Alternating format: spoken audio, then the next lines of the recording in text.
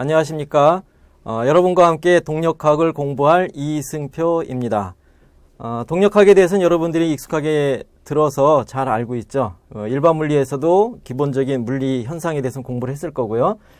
그래서 이제 동력학은 그 움직이는 사물의 운동을 대상으로 하죠. 그래서 어떻게 움직이느냐, 왜 그렇게 움직이느냐 하는 것인데, 그 대상이 사실은 모든 움직이는 물체를 다 대상으로 하고 있다. 그렇게 봐도 됩니다. 그래서 이 시간에는 간단하게 교재하고 목차 정도를 소개하는 시간을 갖겠습니다. 교재는 잘 알려진 메리엄이 쓴 동력학, 다이나믹스를 교재로 삼고요. 7번째 판, 세븐스 에디션을 기본 교재로 강의를 진행하도록 하겠습니다. 그래서 이 교재에서 다루는 모든 내용을 교재에 충실하게 거의 모든 내용을 빠트림 없이 다루도록 그렇게 노력을 할 거고요. 그러니까 여러분들도 이 교재를 옆에 놓고 궁금한 점은 교재를 차분하게 읽어가면서 그렇게 강의에 동참을 해주시기 바랍니다. 교재는 그 표지가 이렇게 생겼어요. 그러니까 여러분들이 이거는 그 시그마 프레스 잘 보시고 칠판이니까 교재를 구입해서 강의에 동참하시면 되고요. 자, 목차에 대해서 좀 말씀을 드리겠습니다. 그 동력학은 파트 1과 파트 2, 그러니까 두 개의 파트로 나누어져 있는데, 그 파트 1은 질점에 관한 것이고요. 질점이 주제가 되고, 파트 2는 강체를 주제로, 그래서 질점의 동력학과 강체의 동력학으로 나뉘는데, 파트 1에서 질점에 대한 얘기를 하지만 질점만을 갖고 얘기하는 게 아니라 일반적인 질점계까지 일단은 소개를 합니다. 그래서 먼저 1장에서는 동력학의 개요에 대해서 얘기를 하고, 2장과 3장에서 질점에 대해서 운동학과 운동역학을 공부를 하게 되는데, 운동학은 그 어떻게 움직이느냐, 직선으로 가느냐, 원을 따라가느냐, 아니면은 포물선을 그리느냐, 아니면 뭐 더 복잡한 곡선을 따라서 움직이느냐 하는 그런 어떻게 움직이느냐에 대해서 운동을 표현하고 기술하는 영역입니다. 그래서 사물의 운동을 표현하고 기술할 때 우리가 어떻게 표현을 해요? 말로 표현하면 굉장히 복잡해지죠.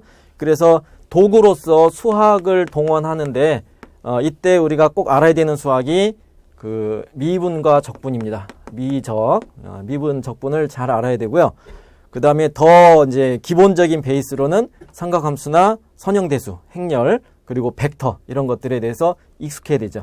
그 다음에 미분 적분도 잘 알아야 되고, 조금 더 어려운 주제를 접근하려면 미분 방정식까지 알면 도움이 많이 됩니다.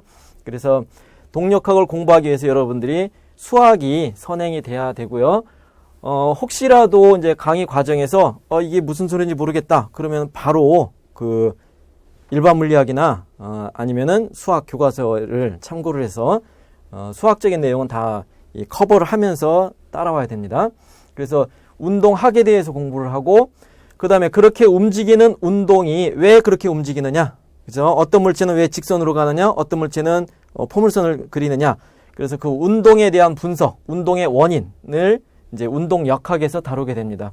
그래서 운동의 결과 또는 운동의 변화와 역학, 그러면 힘이죠, 힘. 동력학, 운동역학, 힘. 그래서 운동의 원인이 되는 것을 힘이라고 우리가 일반 물리에서 뉴턴 법칙으로부터 다 배웠죠. 그래서 그 과정을 조금 더 자세한 여러 가지 형태의 운동에 대해서 힘과 운동의 관계를 공부하게 되겠습니다.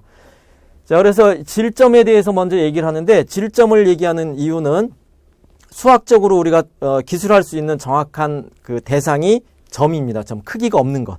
그래서 수학적인 관계로만 기술이 되기 때문에 먼저 질점에 대해서 얘기를 할 거고요. 그런데 이제 실제 우리 주변에서 접하는 모든 사물은 점으로 된 건 없죠. 다 크기가 있고 무수히 많은 질점들, 입자들의 집합이죠, 덩어리.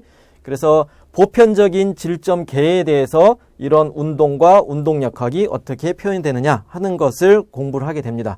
근데 이제 이러한 질점계라는 것은 질점들이 그냥 뭉쳐만 있는, 모래가 한 주먹 뭉쳐 있다, 그런 경우도 있을 수가 있고, 아니면은 뭉쳐 있는데 자기들끼리 상호작용에 의해서 어느 정도 서로 끌어당기는 게 있다, 그죠? 그래서 유체같이 흐르는 그런 경우도 있고, 아니면 더 단단하게 결합을 해서 고체 덩어리처럼 단단한 덩어리를 이루는 경우도 있어요. 그래서 지금 요 4장에서 언급할 질점계는 그 모든 것들을 다 포함할 수 있는 가장 일반적인 질점계에 대해서 얘기를 하고요. 그 다음에 이제 구체적인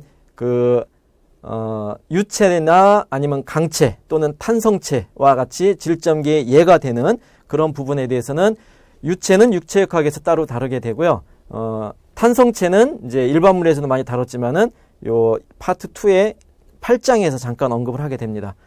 자, 그래서 질점 말고 질점계 중에서 이제 중요한 대상이 되는 것이 또 강체가 있는데, 그래서 2부 파트 2에서는 강체의 동력학에 대해서 공부를 하는데, 강체는 그러니까 단단한 물체라고 생각하면 돼요. 모양이 절대 찌그러지지 않는 것. 수학적인 대상인데 이것도 그러한 강체가 움직이는 것이 사실은 굉장히 복잡해요. 강체가 우리가 접근할 수 있는 질점 다음으로 간단한 모형이긴 하지만은 대상이긴 하지만 그 자체의 운동은 굉장히 복잡해요. 그래서 7장에서는 3차원의 일반적인 강체 운동에 대한 그 동력학을 우리가 소개는 할 건데 이 자체는 매우 복잡하고, 그래서 실제 우리가 이제 처음에 접근할 때는 강체의 평면 운동에 대해서 공부를 하게 됩니다. 그래서 평면 운동은 비교적 쉽기 때문에 강체가 평면 운동을 할 때 어떻게 운동하느냐? 평면 운동의 운동학, 그죠?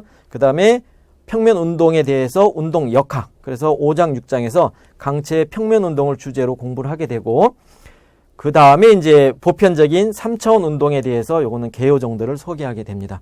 예, 그 다음에 이제 마지막으로 탄성체에서 나타나는 진동, 그죠?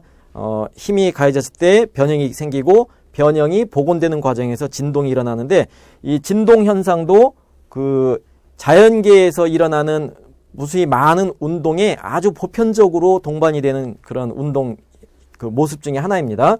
그래서 진동에 관한 것을 마무리해서 동력학을 공부하게 됩니다.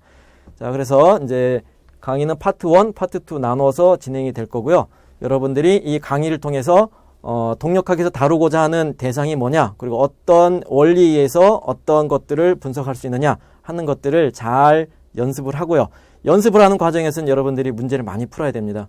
그래서 지금 소개하는 것들은 기본 이론하고 예제들은 빠짐없이 풀겠지만은 그 외에 연습 문제에 있는 것들은 각각의 진도에 맞춰서 열심히 여러분들이 문제를 풀고 경험을 해야 돼요. 그래야 이런 여기서 배운 어떤 이론적인 것, 원리, 그것을 적용할 수 있어야 되는데, 그 적용이라는 것은 10가지 문제가 다 다르게 보일 수가 있어요.